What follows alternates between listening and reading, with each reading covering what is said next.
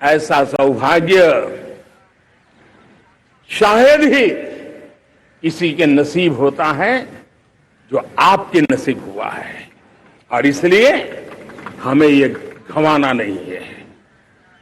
युवा शक्ति पर मेरा भरोसा है, युवा शक्ति में सामर्थ्य है, और हमारी नीतियां, हमारी रीतियां भी उस युवा सामर्थ्य को और बल देने के लिए है।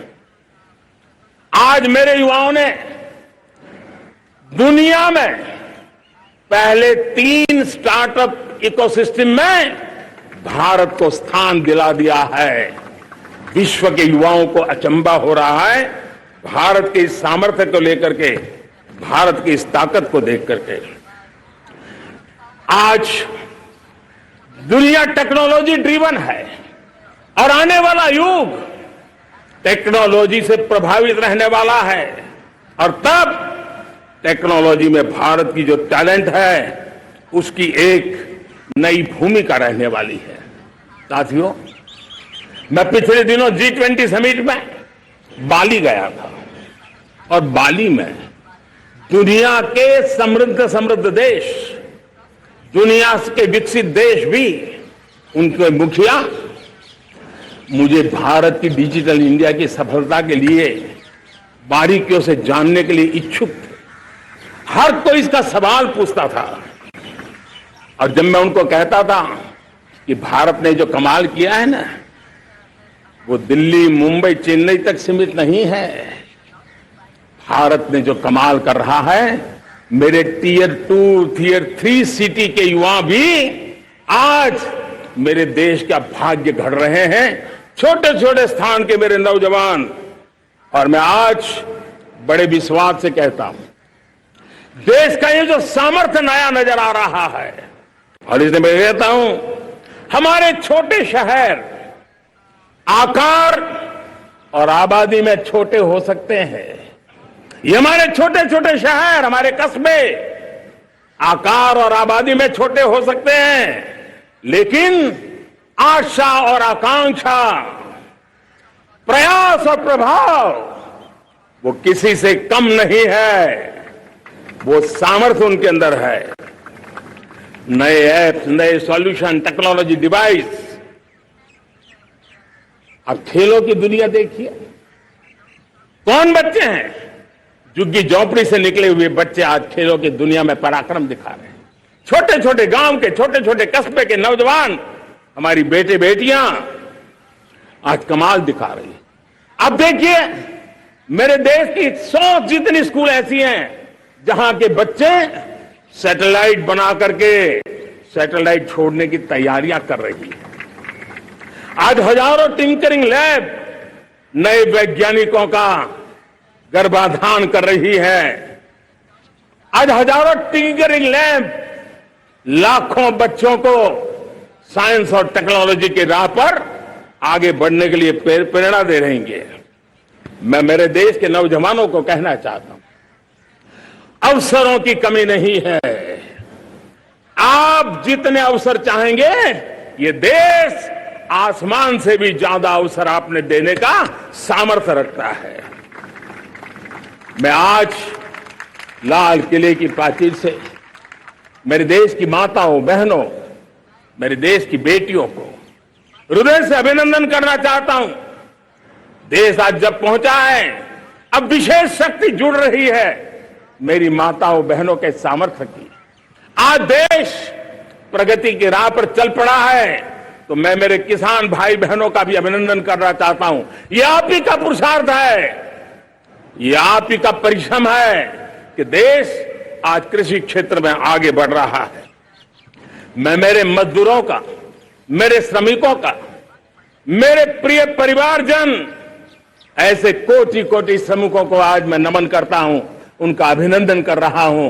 देश आज जो आधुनिकता की ओर बढ़ रहा है, विश्व की तुलना करने वाले सामर्थ्य के साथ नजर आ रहा है, उसके पीछे मेरे देश के मजदूरों का, मेरे देश के श्रमिकों का बहुत बड़ा योगदान है। आज समय कहता है कि लाल किले की प्राचीर से मैं उनका अभिनंदन करूं, उनका अभिवादन करूं। और ये मेरे परिवारजन 140 करोड़ देशवासी, मेरे इन श्रमिकों का, रेहड़ी पटरी वालों का, फूल सब्जी बेचने वालों का हम सम्मान करते हैं। मेरे देश को आगे बढ़ाने में, मेरे देश को प्रगति की नई ऊंचाई पर ले जाने में प्रोफेशनल्स की बहुत बड़ी भूमिका है, बढ़ती रही है। चाहे साइंटिस्ट हो, चाहे इंजीनियर्स हो, डॉक्टर्स हो, नर्सिस हो, शिक्षक हो, आचार्य हो, यूनिवर्सिटीज हो, गुरुकुल हो, हर कोई मां भारती का भविष्य उज्जवल बनाने के लिए अपनी पूरी ताकत से लगा हुआ है। मेरे प्यारे परिवारजनों, राष्ट्रीय चेतना वो एक ऐसा शब्द है जो हमें चिंताओं से मुक्त कर रहा है।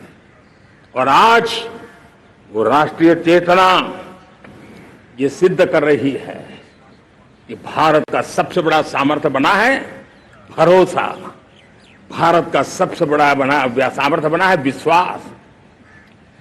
जन जन में हमारा विश्वास, जन जन का सरकार पर विश्वास, जन जन का देश के उज्जवल भविष्य पर विश्वास, और विश्व का भी भारत के प्रति विश्वास।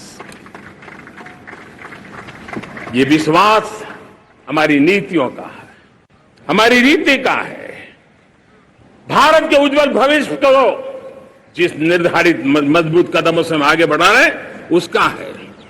भाइयों बहनों, मेरे प्यारे परिवारजनों, ये बात निश्चित है कि भारत का सामर्थ्य और भारत की संभावनाएं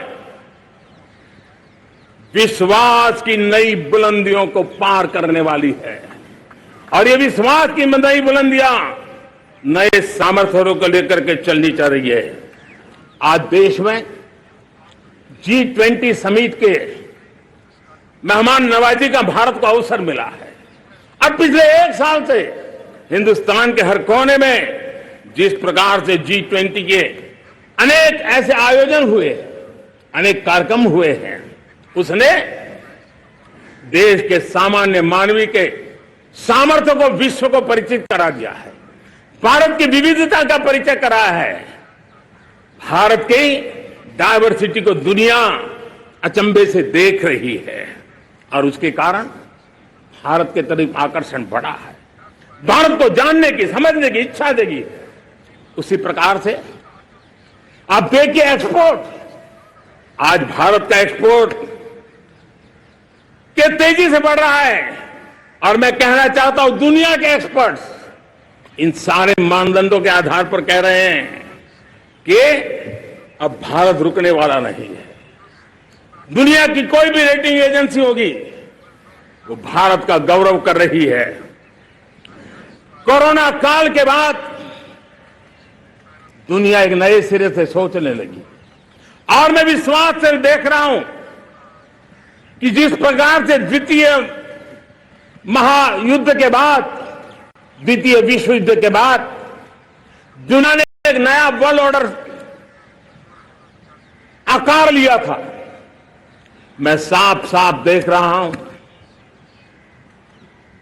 कि कोरोना के बाद एक नया विश्व ऑर्डर, एक नया ग्लोबल ऑर्डर, एक नया जियोपॉलिटिकल इक्वेशन ये बहुत तेजी से आगे बढ़ रहा है। जियोपॉलिटिकल इक्वेशन की सारे व्याख्याएं बदल रही है, परिभाषाएं बदल रही है। और मेरे प्यारे परिवारजनों, आप गौरव करेंगे, बदलते हुए विश्व को शेप देने में आज मेरे 140 करोड़ देशवासियों आपका सामर्थ्य नजर आ रहा है। आप निर्णायक मोड़ पर खड़े हैं। और कोरोना काल में भारत ने जिस प्रकार से देश को आगे बढ़ाया, दुनिया ने हमारे सामर्थ्य को देखा है। जब दुनिया की सप्लाई चेन तहस नहस हो गई थी, बड़ी बड़ी अर्थव्यवस्था पर दबाव था, उस समय भी हमने कहा था हमें विश्व का विकास देखना है तो मानव केंद्रीय होना चाहिए, मानवीय संवेदनाओं से भरा हुआ होना चाहिए, और तब जाकर के समस्याओं का सही समाधान निकालेंगे। और कोविड ने हमें सिखाया है या हमें मजबूर किया है, लेकिन मानवीय संवेदनाओं को छोड़ करके हम विश्व का कल्याण नहीं कर सकते।